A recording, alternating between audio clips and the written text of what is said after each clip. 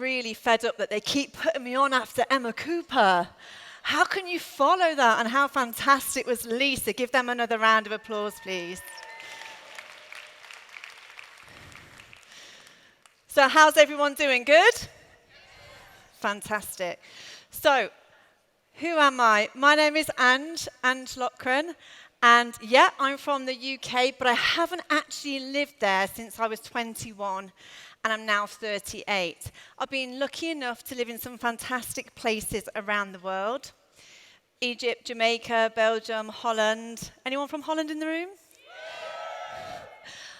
And I finally settled in the Canary Islands. And actually, when I first arrived in Spain, I had studied Spanish, but I hadn't mastered Spanish, and I hadn't spoke enough Spanish to get a job. And I love being an employee. I always loved every job that I ever had, but actually when I came to Spain, I couldn't get a job. So I began cleaning. In the daytime, I was a cleaner, and in the evening, I was working in a bar. And I loved those jobs. I've loved every job I've ever had. But I became that good at the cleaning because I always apply myself and become the very best at everything I do. I became that good at the cleaning. I accidentally started a cleaning company. I accidentally grew that company to one of the biggest on the island. And I did that. I put my heart and soul into it. I loved it. And we built a phenomenal business. We then started some other companies alongside that. And I still have those companies today. But actually, over those years of building the business, although I got lots of great things from it, amazing houses, amazing cars, the Louis Vuitton luggage, the Rolex watches, what I didn't get was time. I didn't own the business owned me. The busier we got in the business, the bigger the premises had to be. The bigger the premises had to be, the bigger the overheads had to be. The bigger the business was, the more staff we needed.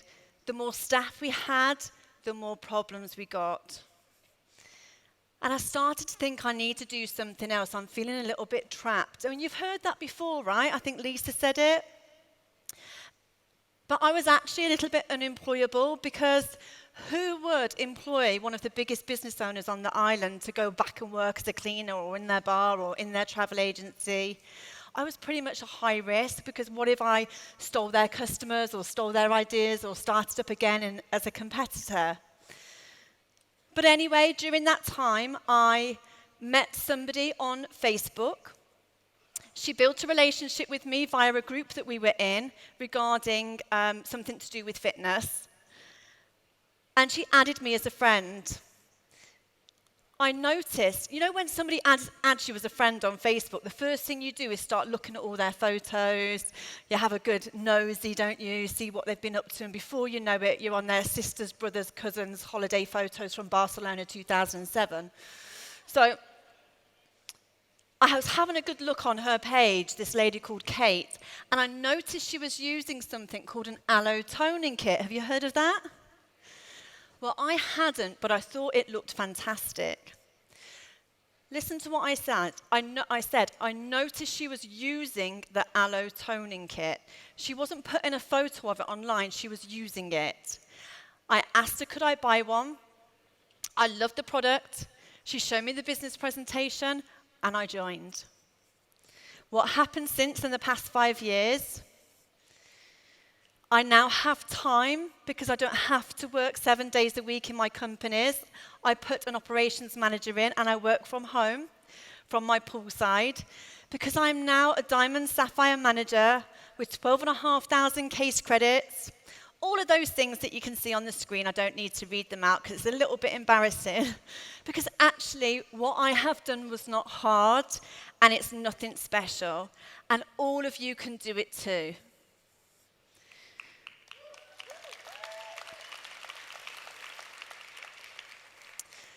I first stood on stage at the Global Rally in Hawaii. I think it would be 2013. I hope I've got that right.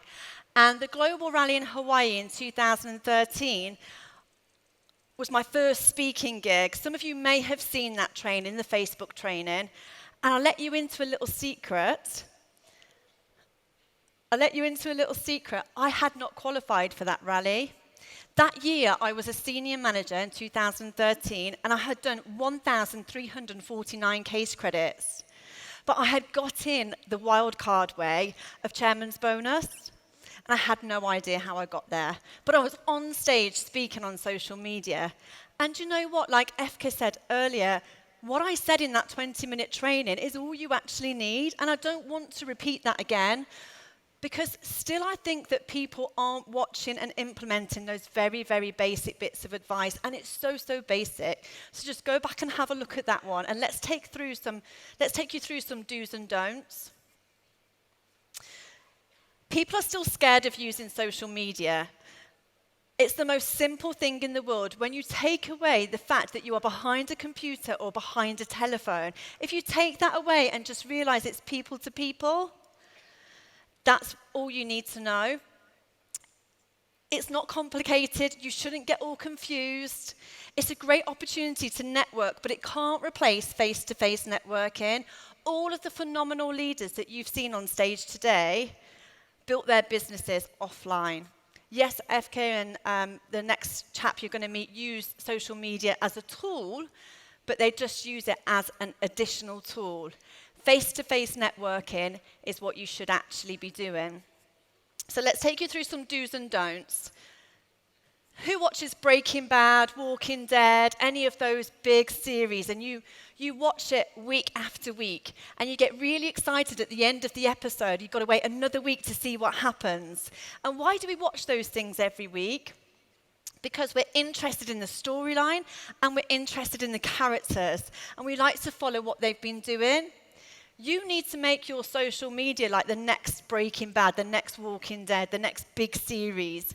People need to follow your story. Know your audience. Who are you talking to? A mistake a lot of people in Forever make is they present their social media to other FBOs. You're not presenting it to FBOs. You should be doing that in your groups. You should be speaking to your FBOs in your groups. You shouldn't be speaking to FBOs on your public profiles. What you should be doing is speaking to your audience of people that may use your products and may be prospects. So that's the first mental switch that you need. Tell your story and introduce characters.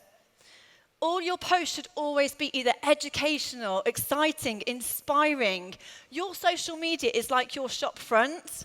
And as you walk around this shopping centre, you will be attracted to go into different shops based on their window displays. So that's what your social media is, and that's how you will attract people to you.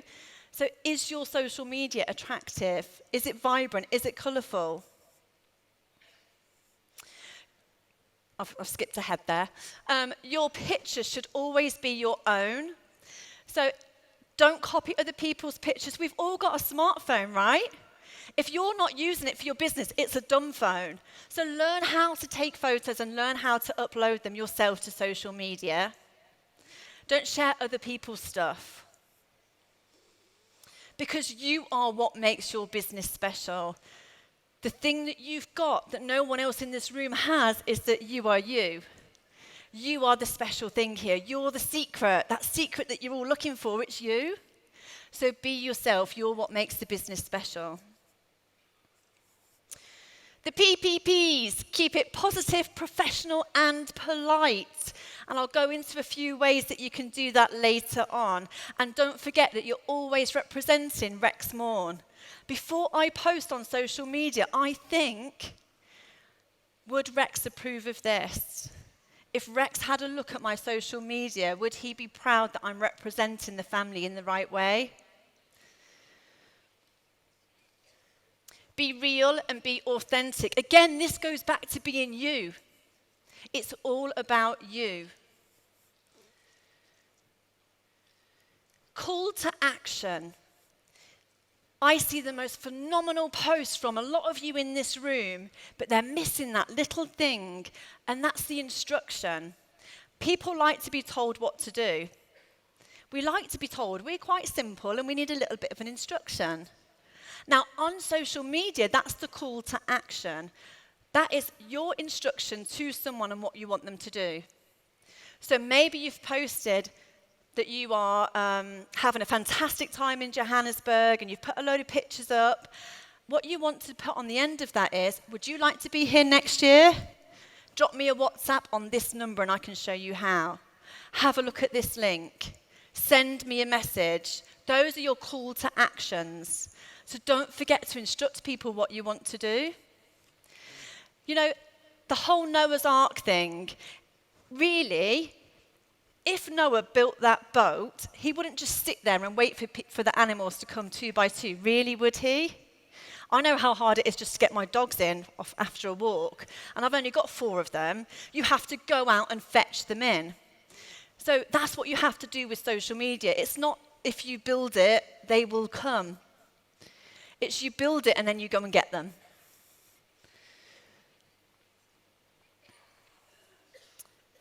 Network and support your local community. Always use small independent businesses for everything that you do in your local community.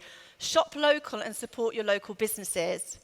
Somebody was saying to me, well, how can I make this work for my business? First of all, you should never, ever expect anybody to support you if you're not supporting them. So in my village, I use the local printers. I don't use Vistaprint or Moo, whatever they're called, moo.com, or any of the big online companies. I use my local printers for my business cards. And when I'm happy with the service, I post about it and I tag them into my social media so that they can get other customers. I use a small local company to clean my car. I use a small independent lady to do my nails in her independent salon. I don't go to the big chains. I support small local businesses. And in turn, they support me.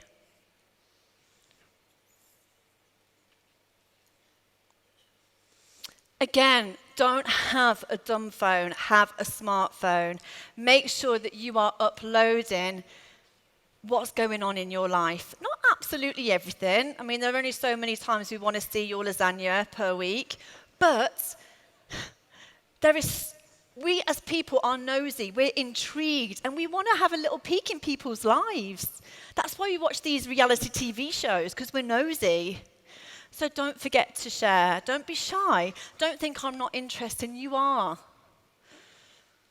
I stalk many of you on social media. I have a good nosy at your profiles.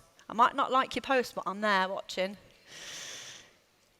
It's really important that you understand the compliance rules with regards to your forever business from your country, because the effect of you getting that wrong could affect every single one of us in this room. So really go and make a point of contacting your office and finding out what the compliance is with regards to online advertising, what you can and can't say, particularly medical claims and earnings claims and things like that, and make sure that you are leading the way and being completely compliant. Don't spam. What is spam? So, spam is when you are constantly posting things like join my team, join my team, join my team, when you are tagging people into posts that you haven't asked them to be tagged in, when you are opening a group on Facebook and adding everybody to it, that is just rude. Would you open your front door of your home, grab a stranger in and make him sit down and have a cup of tea? You'd be arrested. And that's the same as when you open a Facebook group and add everyone into it. It's just rude, it's not polite, it's spam. Sending people endless message after message after message on social media. Copy and paste, copy and paste. There is no room for that in our business. We're in a person-to-person relationship building business. So make sure you're not spamming people. Don't be negative or share negative pictures or videos. No moaning, no bitching. Am I allowed to say that? No, I've just done it. I see a lot of people sharing things about animal cruelty or, political things that they feel strongly about and horrible images. Rather than share images of animal cruelty, why don't you get off your butt, go down to your local animal sanctuary and volunteer and make a contribution to your local community and post about that?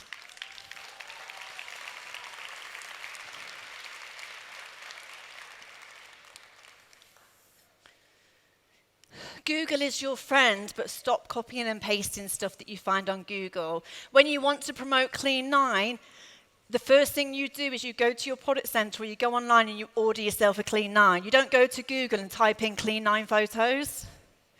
Okay, so it's all about you and your personal use of the products. Do you remember what I said, how my upline recruited me? She was using the aloe toning kit and sharing her experience online. Had she have just posted a stock picture from Google of the aloe toning kit, I'd have scrolled straight past it. Don't use it as your only tool. You know, I saw the sister of Emma Cooper get off her plane, walk past a shop, catch the eye of one of the ladies in the shop here in the shopping mall, and she said, Ange, it's lovely to see you, but I really need to talk to that lady because I used to own a salon once, and I know she's really busy and our opportunity can help her. I'm going to go and give her my number. She was tired. She just got off the plane. That's what networking is, never missing an opportunity to help somebody. Don't be false or fabricate your business or your lifestyle. You'll hear people say, fake it till you make it. That's not pretend that you're making loads of money. That's not pretend that you've got this awesome lifestyle. Really, faking it till you're making it is faking the confidence. I was saying earlier that, you know, Diana Page, when I first started speaking, she was my idol. And I used to stand behind the stage, petrified, and I would say in my head, I'm Diana Page. I'm Diana Page. I'm Diana Page. I would trick myself to thinking that I was Diana Page. And I can't believe I never, over those years, got on the stage and went, hi, I'm Diana Page. So don't be false and fabricate things, because do you know what? That is going to come and bite you in the butt at some point. Don't use forever jargon. So this goes back to me saying, know your audience. Your audience are not FBOs. Your audience are people that have no idea what a case credit is, no idea what an Eagle manager is, no idea what a global rally is, no idea what a supervisor is. No idea. No idea what a BizOp meeting is, a BP, a business presentation, a success day.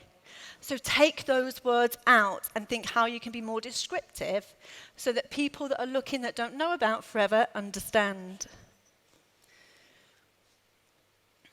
Don't oversell or undersell the products. The products are fantastic enough. Your own use and your own experience of them, your honest use and experience of them is enough. Don't undersell the products. I'm talking about price here. Within policy, and this will be reinforced pretty soon, it was explained to us with the executive GLT the other day, we are not permitted to advertise products at a lower price than the SRP, suggested retail price.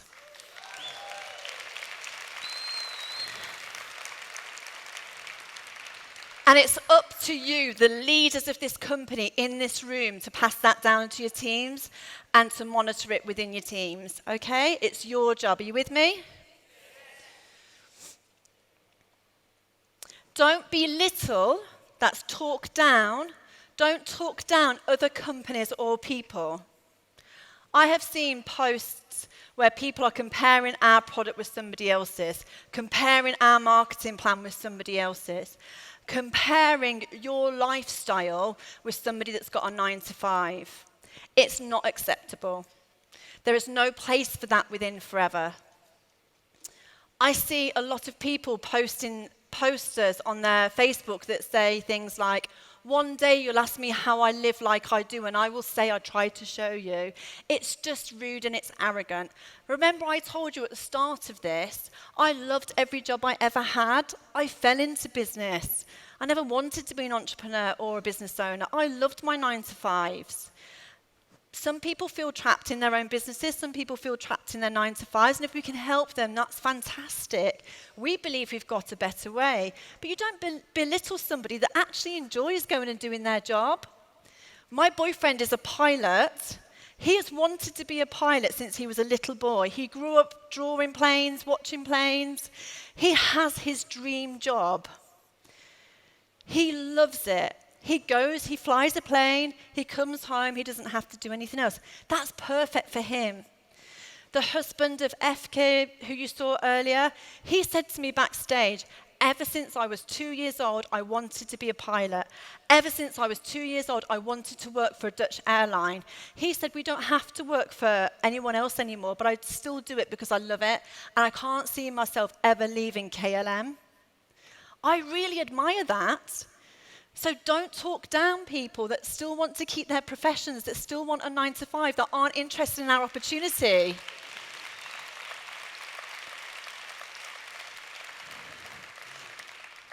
Be consistent. So when you get started with this, be consistent. I have taken a little bit of time out recently because, sadly, my dad was killed in a horrific cycling accident exactly 6 months ago today. And I took some time out. But what I did is on my business page, on my Facebook business page, I scheduled all of my posts until June. So I decided what posts I was going to make so that I didn't just disappear off social media. So quotes and pictures and interactive posts. And on Facebook, on your business page, you can put what day and time you want those to appear. So I was never offline. So to my customers and to my prospects and forever FBOs who follow me for inspiration, I didn't disappear. So no matter what's happening in your life, be consistent on your social media. So many people do it for a short period of time and then something stops them and they're not consistent, or they think it's not working. It is, people are watching. And don't forget, it's not about how many likes you get, it's about how many lives you change.